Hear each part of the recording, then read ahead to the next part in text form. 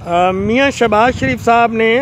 थोड़ी देर पहले भी एक अपना कन्वेंशन से खिताब फरमाया है और उसमें उन्होंने बड़े शिद्दत से ये बताया है लोगों को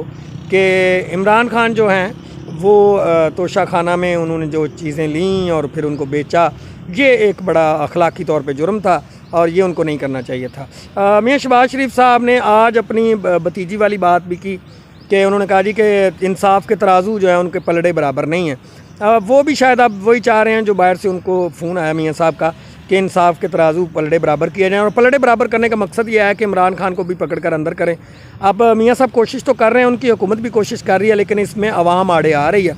तो मियां साहब आप भी और आपके भाई साहब भी जो हैं उनके पास भी तोशा खाना के कुछ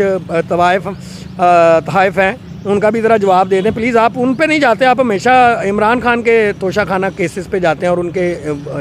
इनामात पे जाते हैं, ज़रा बताइए प्लीज़।